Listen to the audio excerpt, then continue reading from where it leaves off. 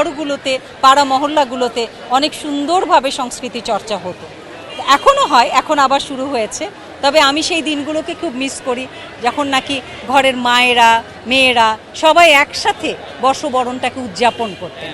গ্রামে গেলে দেখা যেত অনেক কিছু, গ্রামের মেলা, হয়তো এখনও সেই জিনিসগুলো ঐতিহ্যগতভাবে টিকে আছে।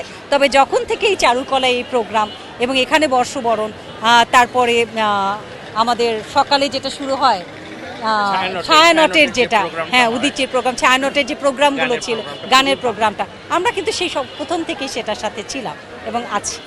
আজকে সারাদিন অনেক কিছু করব।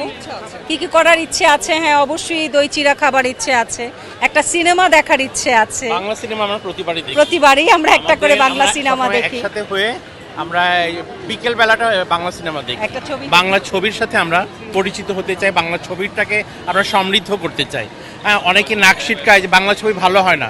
আমাদের দেশে বাংলা ছবি এখন ভালো হচ্ছে, অনেক অনেক ভালো ছবি তৈরি হচ্ছে। আমরা যদি না দেখি তাহলে নির্মাতারা কেন ছবি তৈরি করবে? নির্মাতারা কেন লস দিবে প্রতিবার? নির্মাতারা উৎসাহ হারাবে। আমরা চাই আমাদের মতো বা আমাদের পরবর্তী জেনারেশন, আমরা পরবর্তী জেনারেশনকে নিয়ে এসেছি, হ্যাঁ, ও তার পুত্রবধূ, হ্যাঁ, আমরা তাদেরকে ছবি দেখার ব্যাপারে উৎসাহিত করব।